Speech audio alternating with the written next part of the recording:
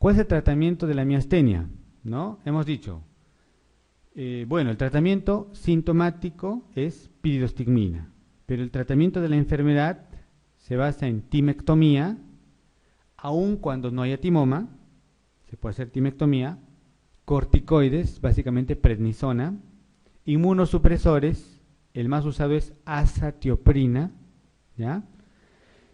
Cuando el paciente está en crisis miasténica, podemos usar plasmaféresis o inmunoglobulinas. Similar que el Guillain-Barré.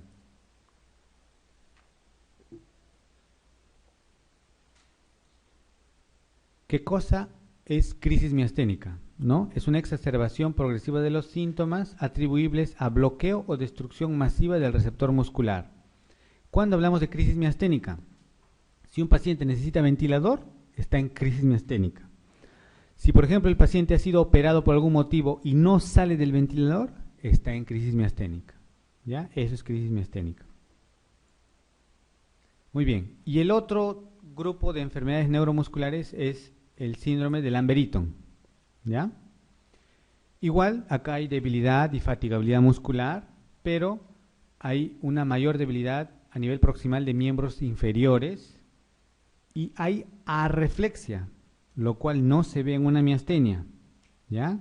Además, hay síntomas autonómicos, como por ejemplo midriasis, sequedad bucal, impotencia, ¿ya?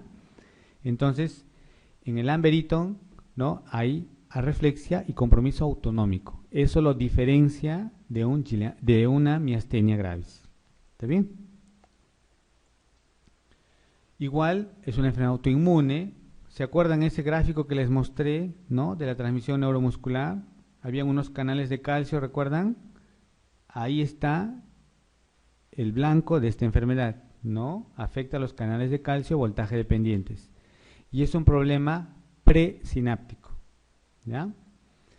Y muchas veces el Lamberton es un síndrome paraneoplásico.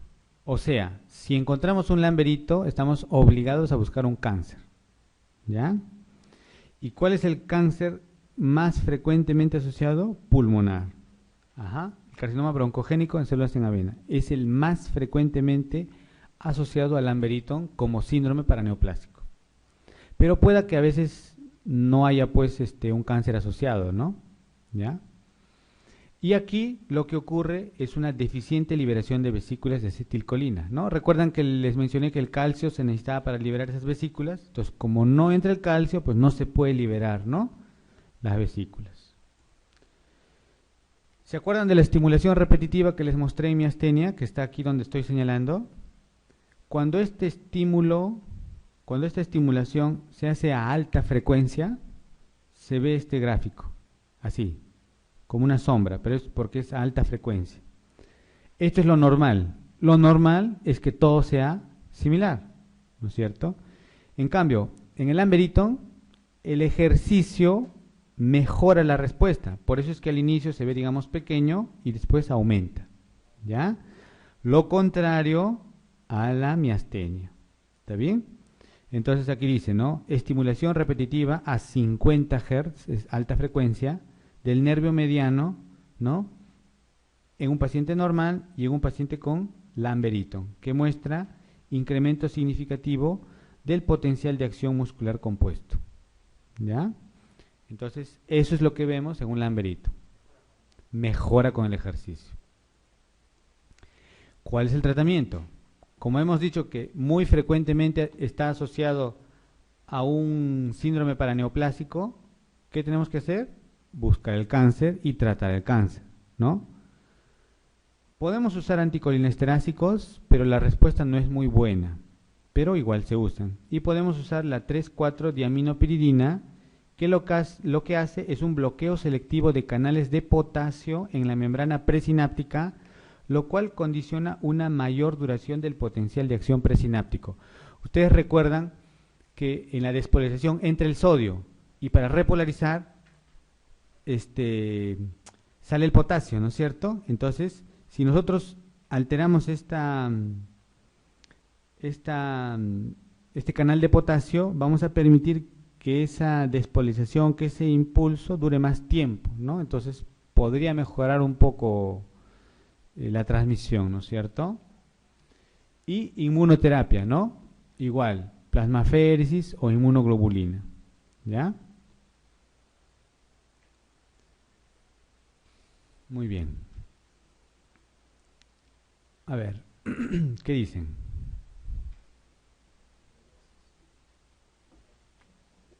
Claro, ¿no? Entonces, crisis colinérgica, recuerden ustedes cómo es un paciente intoxicado, ¿no? Con órganos fosforados, ¿no es cierto?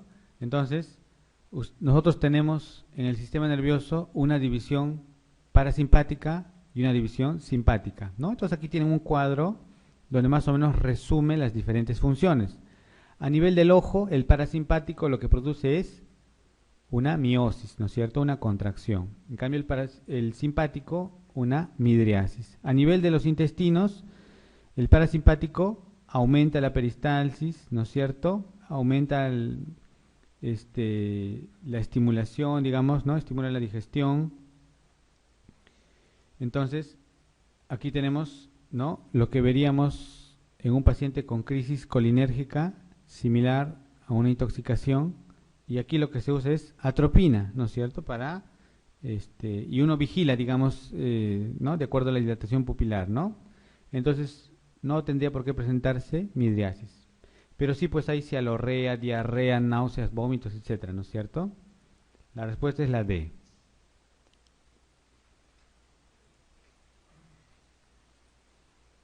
A ver, ¿qué condición excluye el diagnóstico de miastenia?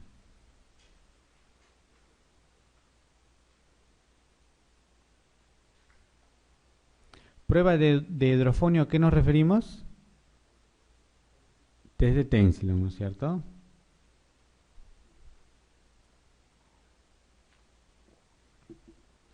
¿Qué nos excluye? Ninguno, ¿no es cierto? O sea, todo puede ser negativo y el paciente puede tener miastenia, ¿ya? La E.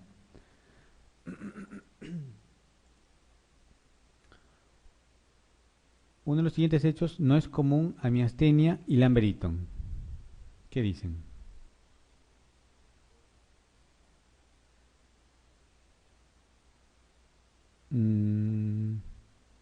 Dice, no es común.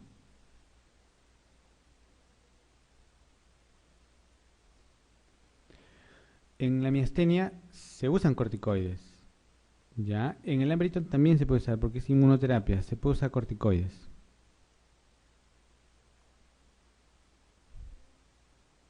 ¿Cuál? Debilidad muscular fluctuante, eso define una enfermedad neuromuscular y es igual en los dos, ¿no? Dice, ¿no? Afectación del sistema nervioso autónomo.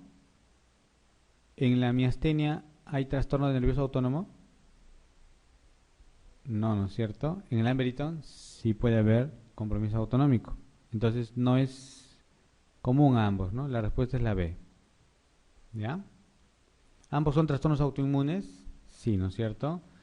¿No hay alteración en la sensibilidad? Claro, no se afecta, ¿no? Es un problema de transmisión neuromuscular. La respuesta es la B. Siguiente, 12. ¿Cómo distingo una oftalmopatía por tirotoxicosis de una miastenia?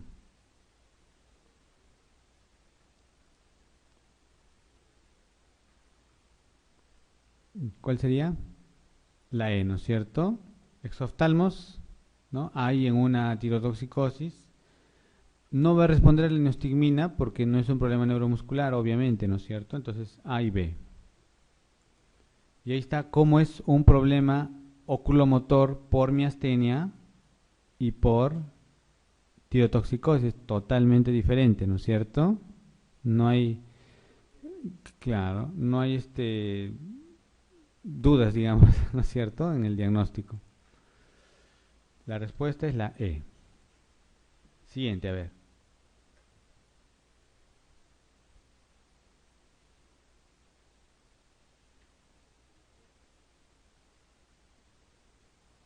Claro, tendríamos que pensar de que podría haber un timoma, ¿no es cierto? Entonces habría que evaluar esa posibilidad, ¿no? La respuesta es la B.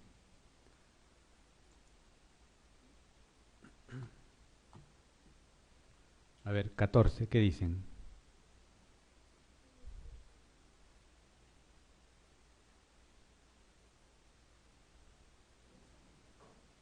¿Cuál? ¿Miller-Fisher? No, ¿cuál dicen? Dice, ¿cuál de las siguientes entidades puede simular una oftalmoplegia internuclear en ausencia de la misma? Ya, pero aquí dice, puede simular en ausencia de la misma, o sea, puede parecer sin que exista. ¿Se acuerdan que la oftalmoplegia internuclear es bastante característico de la esclerosis múltiple, ¿no es cierto? Y consiste en que hay una paresia, digamos, aparente de un recto, ¿no? Y nistagmus del otro ojo, ¿no es cierto? Pues este ojo se queda, digamos, acá cuando mira para la izquierda, ¿no? Y este ojo hace nistagmus, ¿no es cierto? Pero en realidad no hay una paresia, ¿no? ¿Ya? O sea, no es el nervio, ¿no? Sino es una oftalmoplegia internuclear, es un compromiso entre los núcleos, entre el tercero y el sexto. Y eso se ve característicamente en enfermedad desminizante. Ahora, un infarto de tronco, bueno, quizás podría producir, ¿no? Puede ser, pero asociado a otros signos seguramente. Un glioma de tronco también podría ser, ¿no? Miller-Fisher más nos da una oftalmoplegia, ¿no? No es una oftalmoplegia internuclear, sino el ojo está prácticamente fijo, no se mueve, ¿ya?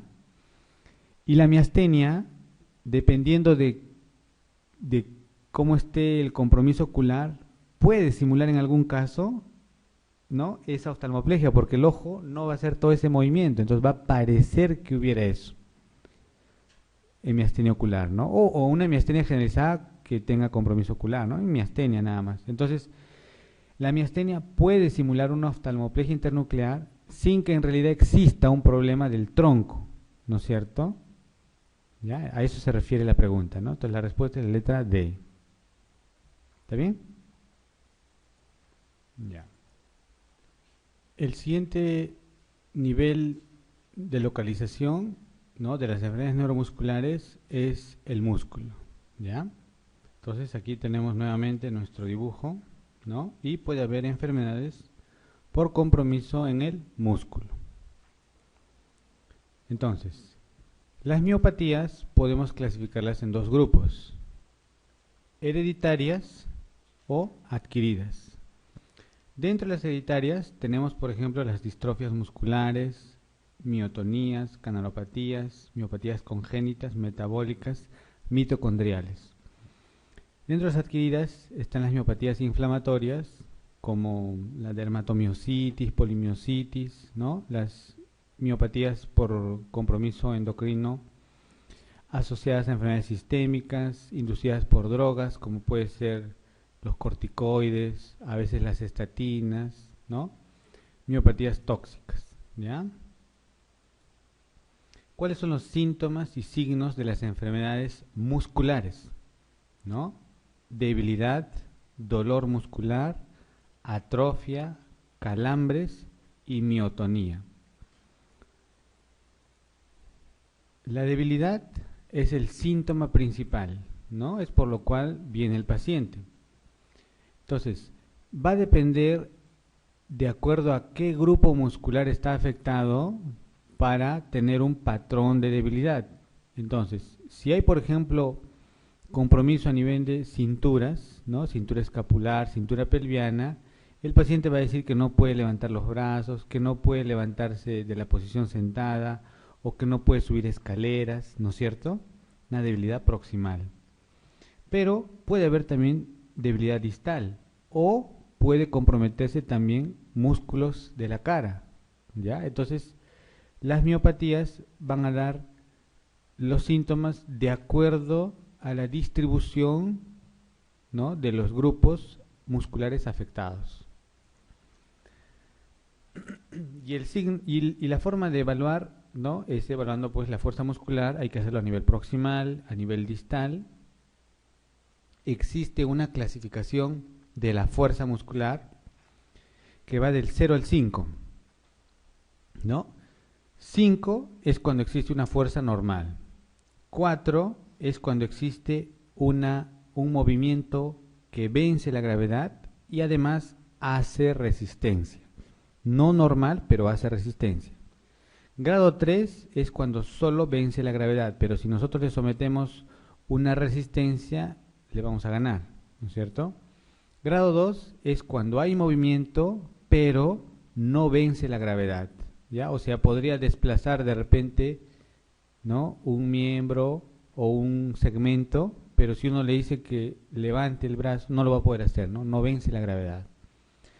Grado 1 son trazas de contracción, ¿no? Movimientos mínimos que no logran desplazar segmentos. Y grado 0 es que no se contrae, ¿no? Entonces, nosotros podemos utilizar esta clasificación para evaluar la fuerza muscular y lo podemos usar en los diferentes segmentos.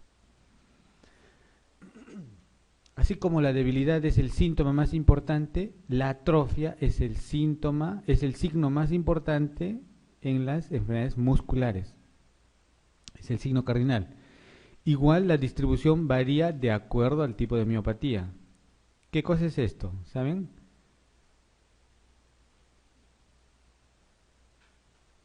¿Qué es esto? Escápula alada, ¿no? Es una escápula alada por atrofia a nivel de cintura escapular, ¿no es cierto? Escápula alada, ¿no? Que parece como un ala, pues, ¿no? Así es. Este es el signo de Gowers, ¿no? Entonces a este joven que está echado le dicen que se levante, ¿no? Y lo hace, miren, inicialmente se apoya de 4, por decirlo así, y luego sobre sí mismo se va apoyando y se va levantando. Ese es el signo de Gowers, que se ve en miopatías, ¿no? Por ejemplo, en el Duchenne se ve el signo de Gowers, ¿no? Entonces, ¿cómo hacemos el diagnóstico de las miopatías? El cuadro clínico, la electromiografía, la elevación de enzimas musculares, o sea, el CPK, la biopsia muscular, podemos hacer estudio genético y algunos otros exámenes dependiendo del caso. Entonces, la otra parte de la electromiografía es la aguja. Yo les comenté lo que era la corriente, ¿no es cierto? La conducción. La otra parte es la aguja. Entonces, se pone la aguja en algunos músculos, ¿no? Y se registra la actividad del músculo, tanto en reposo como en actividad, o sea, en contracción. Entonces, esto que vemos acá es una neurona que va a inervar cierta cantidad de fibras musculares, ¿no es cierto? Esto es lo normal. Y cuando hace fuerza, la aguja registra esta actividad, ¿no? Es la unidad motora, ¿ya? Que es normal. Si por algún motivo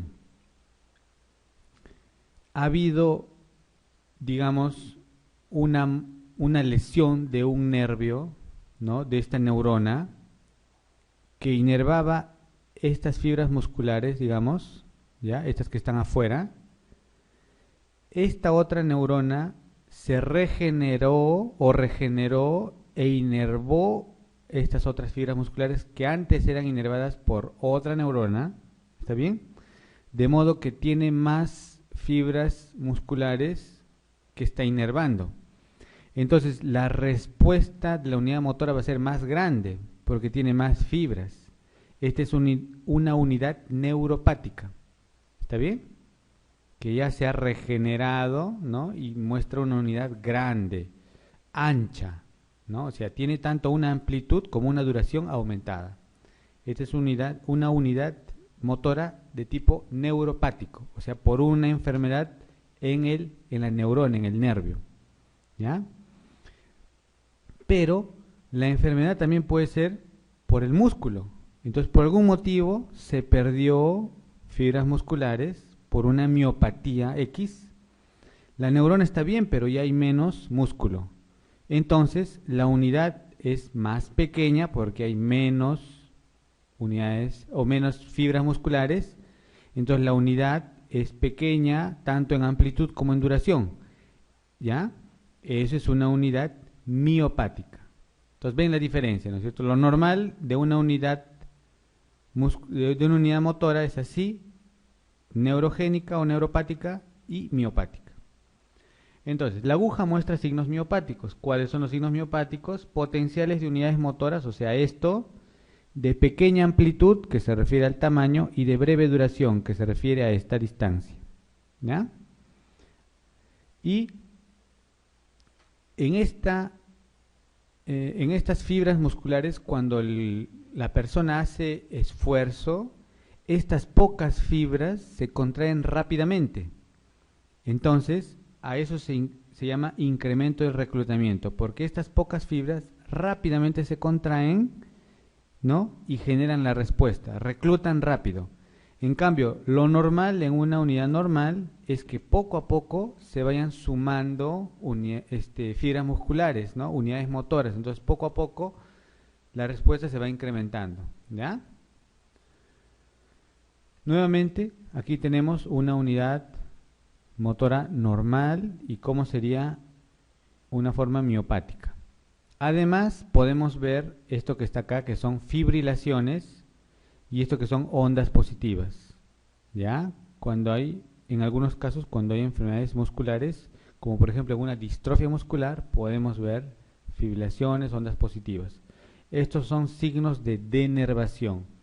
También lo vemos cuando hay denervación, cuando por algún motivo se lesiona el nervio, vemos esto, fibrilaciones y ondas positivas.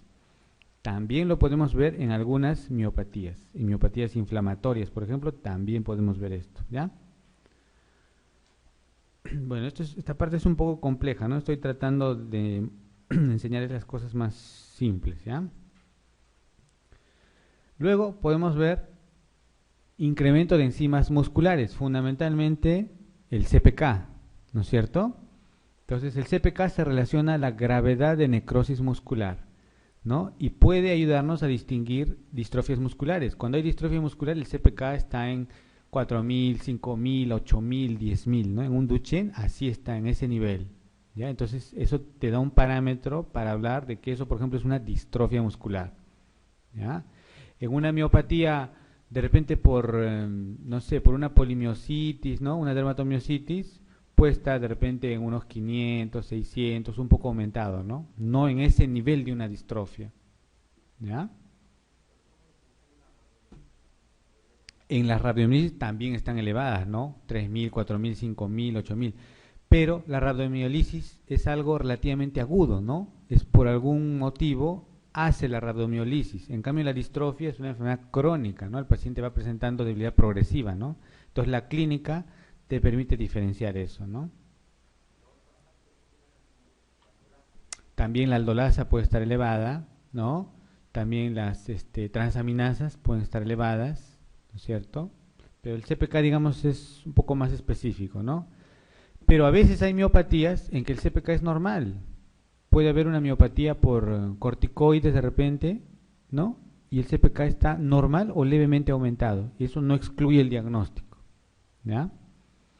Y lo otro es la biopsia muscular, ¿no? Entonces, hay que seleccionar qué músculo está comprometido para biopsiar ese músculo, porque si uno biopsia un músculo sano, pues no nos va a dar nada, ¿no es cierto? Y este músculo tiene que ser un músculo que no se haya puesto la aguja, porque si ya se hizo electromiografía y se puso ahí la aguja, ese hecho puede generar cierta inflamación, ¿no? Entonces no es lógico biopsiar eso, ¿no? Hay que hacerlo en el lado contralateral equivalente a la lesión. Y lo otro es el estudio genético, ¿no? Las miopatías en realidad tienen un abanico de posibilidades y si disponemos de estudio genético es el examen de elección, ¿no? Y ya no es necesario hacer biopsia. Entonces vamos a ver una de las distrofias más frecuentes, que es la distrofia tipo Duchenne, ¿ya? Esta enfermedad afecta músculo esquelético y músculo cardíaco. Se relaciona al cromosoma X, ¿no es cierto? Ocurre más o menos 1 en 3000 a 4000 nacidos vivos, varones, ¿no es cierto? Afecta a los varones. Puede haber mujeres portadoras un poco sintomáticas, ¿ya? que a veces se quejan de cierta debilidad, ¿no? De ciertas molestias, pero no desarrollan el cuadro, ¿no? Como si lo hacen los varones, ¿ya? ¿Perdón? Ese es, claro, es lo mismo. Acá está, ¿no? Un 8 a 10% de portadoras mujeres pueden tener síntomas leves, ¿no? Entonces, a esos síntomas leves le hacen un CPK y está en 1000, ¿no? En 1500, ¿no? Cuadro clínico. Puede haber signos tempranos de retraso en el desarrollo motor. La sintomatología habitualmente se presenta entre los 2 a 4 años, ¿no? Cuando el niño empieza a caminar, a correr, ahí es donde se manifiesta, ¿no? El niño se cae, no puede subir escaleras, se tropieza, ¿no? Eso es lo que cuenta la mamá. Y si uno lo recuesta al niño y le dice que se levante, vamos a ver el signo de Gowers. Físicamente podemos ver hipertrofia de pantorrillas, ¿no? Como está aquí. Este es un niño un poco más grande y miren cómo están sus pantorrillas, ¿no? Pero este es probablemente una forma tipo Becker, ¿ya? La distrofia tipo Becker, ¿no? Hay una tipo Duchenne y tipo Becker. Son muy similares, solo que la diferencia es que en el Duchenne no hay distrofina y en el Becker la distrofina está alterada. En el Duchenne el inicio es más precoz, en el Becker es un inicio más tardío, por lo tanto tienen mayor sobrevida, ¿no? ¿Ya? Becker, pero son clínicamente, digamos, similares, solo que el Becker es una edad más tardía, ¿ya? Es diferente, es en adultos, lo vamos a ver luego. Entonces, como les decía, hay hipertrofia muscular, puede haber también un bajo coeficiente intelectual, porque la distrofina también está en el cerebro, entonces a veces hay cierto retraso, cierto compromiso intelectual. Como estos pacientes van perdiendo fuerza, pueden desarrollar escoliosis, ¿no? Contracturas, retracción de tendones, deformidades. Más o menos estos niños hacia los 8 a 10 años ya no pueden caminar, están en silla de ruedas y fallecen más o menos desde los 20 años, ¿no? Es la evolución natural del Duchenne. Y fallecen pues tanto por causas respiratorias como por causas cardíacas, porque también da miocardiopatía, ¿no? Afecta el músculo cardíaco. Ahí tienen una imagen, ¿no? Ahí está el niño con esa postura, ¿no? Característica, ya cuando está confinado en una silla de ruedas, ¿no? La hipertrofia que hemos dicho, un caso extremo con deformidades severas, ¿no es cierto? ¿Y por qué ocurre esto, no? Existe un gen de la distrofina que está localizado en el cromosoma X. Este gen codifica una proteína, ¿no? Que es la distrofina, ¿ya? Entonces, en el Duchenne no hay esta proteína, ¿ya? Ese es el problema que ocurre en el Duchenne. En el Becker hay distrofina, pero está defectuosa, está alterada. El diagnóstico, como les decía, el CPK muy elevado, mayor de 10 a 20 veces. En la biopsia podemos ver signos de necrosis, infiltración grasa y de tejido conectivo, pero son hallazgos no específicos. ¿Qué tenemos que hacer cuando hacemos biopsia? Inmunohistoquímica, ¿ya? Eso es lo que hay que hacer, porque si no se hace esa técnica, no se puede diagnosticar. ¿Y qué es, como les decía, ¿no? ¿Qué es lo que buscamos aquí? La ausencia de distrofina, ¿no? Entonces se le pone unos reactivos para que pinten, por decir así, la distrofina. Y eso no se ve, por lo tanto no se pinta, digamos, ¿no? Y eso es lo que demuestra que es un Duchenne. Ahora, el test genético, ¿no? Lo que nos va a mostrar en la mayoría de casos son delecciones del gen de distrofina, pero también podemos ver duplicaciones u otras mutaciones puntuales. En el EKG puede haber alteraciones porque, como les decía, también da compromiso de músculo cardíaco, puede haber miocardiopatía también, ¿no es cierto?, en el ecocardio. Claro, ¿no? De cardiopatía, pues, ¿no? Y en la biopsia, más o menos veríamos esto, ¿no? El infiltrado con tejido graso, ¿no? Ahí vemos las fibras hipertróficas.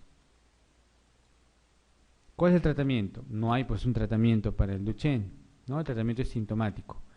Antes de que el niño entre a silla de ruedas, se puede usar corticoides para retrasar un poco eso, ¿ya?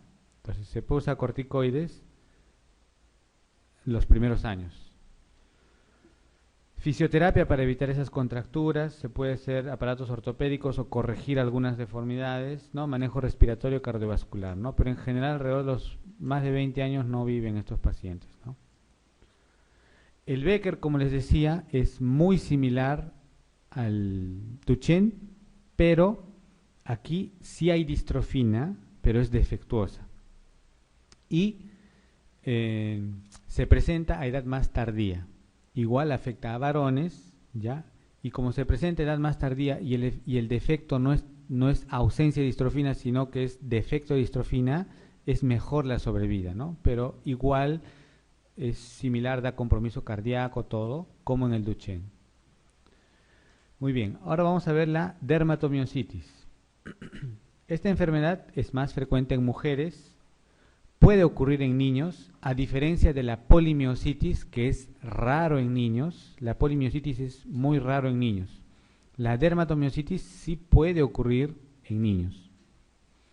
Característicamente en la dermatomiositis lo que primero aparece es el rash, ¿no? Y eso ayuda en el diagnóstico, ¿no? Es fácil el diagnóstico. Uno ve el rash y después hace la miopatía, ¿no? Entonces el diagnóstico es fácil. En cambio en polimiositis el diagnóstico es mucho más difícil porque no hay pues rash, ¿no? Se puede ver el eritema violáceo, el heliotropo, eritema a nivel del cuello, tórax, eritema en nudillos o signo de Gottron, ¿no? Alteraciones en uñas. Entonces más o menos veríamos así, ¿no? Ahí está, signo de Gottron, ¿ya? Ahí ven el eritema. Sí se ve, ¿no es cierto? Ahí está. El heliotropo, ¿no? Nuevamente, el eritema en los nudillos. Entonces así es fácil, pues, ¿no? El paciente viene con esto, más la debilidad, entonces ya el diagnóstico está hecho, ¿no? Dermatomiositis.